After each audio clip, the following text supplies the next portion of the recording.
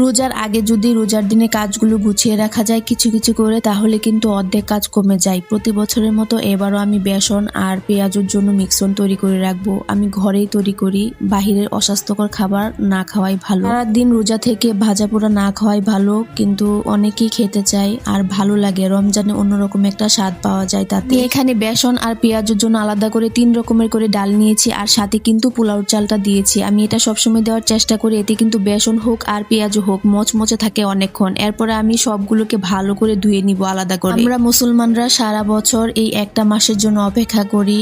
একটা মাস আমাদের কাছে অনেক বেশি ভালো লাগে, আর কোন দিক দিয়ে চলে যায় বোঝাই যায় না। 1 মাস রোজা করার পরে যখন ঈদ আসে তখন কিন্তু অনেক ভালো লাগে, আর কুরবানি ঈদে কিন্তু সেই আনন্দটা পাওয়া যায় না। প্রায় অনেক দিন পরে কিন্তু একটা লং ভিডিও দিলাম, অবশ্যই সবাই সবটা দেখে যাবেন। আসলে লং ভিডিও দেওয়ার সময় হয় না, সময় পাওয়া যায় না, এডিট করতেও সময় লাগে, ভয়েস দিতেও সময় লাগে, আর পেজে এখন কাজ করতে একদমই ভালো লাগে না, ভিউজ নাই, তারপর রিচ একদম কম। আমি এভাবেই কিন্তু 2 রকমের ডালকে সুন্দর করে ধুয়ে নেব ভালো করে। কত ময়লা যাচ্ছে দেখতেই পাচ্ছেন। আমি এভাবে ধুয়ে তারপর ছাঁকনিতে উঠিয়ে রাখবো যাতে পানিটা ভালো করে ঝরে যায়। আমি একটু বেশি করে নিয়েছি ডালের পরিমাণটা, কারণ আমার রোজার পরেও অনেক সময় খেতে ইচ্ছে করে, যার জন্য একটু বেশি করে রাখবো। এটা কিন্তু 1 বছরও কিছু হয় না সংরক্ষণ করে রেখে দিলে। আচ্ছা, এখন কিন্তু গুরুত্বপূর্ণ কাজটাই করতে হবে, ভালো করে শুকিয়ে নিতে হবে। আমার এখানে যেহেতু রুদ্রে দেওয়ার ব্যবস্থা নেই, আমি চুলার নিচে দিয়ে শুকিয়ে নিয়েছি ভালো করে। এরপর কিন্তু আমি ব্লেন্ড করে নিয়েছি। পেঁয়াজের জন্য যে ডালটা ব্লেন্ড করেছি সেটা কিন্তু আমি আধা ভাঙ্গা রেখেছি, আর এখান থেকে আমি অর্ধেক পরিমাণ নিয়ে নিব।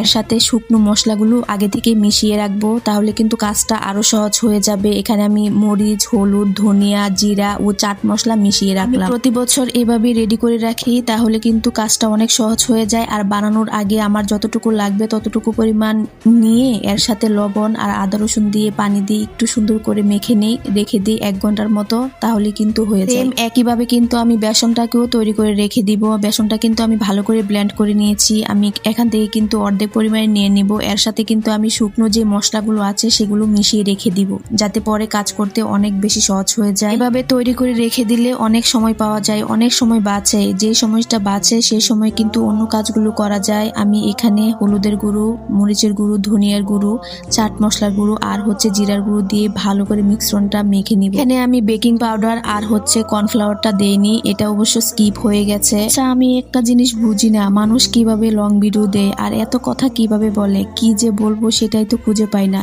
কি ভয়েস দিব, কথা তো শেষ হয়ে যায় তাড়াতাড়ি। রোজার মাসই হচ্ছে আল্লাহর বেশি বেশি ইবাদত করা, আর সেই জন্যই আমার মনে হয় সব গৃহিণীরা এরকম করে, রোজার আগে কিছু কিছু কাজ গুছিয়ে রাখে যাতে তাদের কাজটা কমে যায়। আমিও এটাই করি। তারপর আবার বাচ্চা কাচ্চা আছে, ফ্যামিলি আছে, আর ইফতার রান্না বান্না তো আছে। যাই হোক, অনেক কথা বললাম, যদি কিছু ভুল হয়ে থাকে মাফ করে দিবেন, আর ভিডিওটা অবশ্যই সবটা দেখে কমেন্ট করে যাবেন।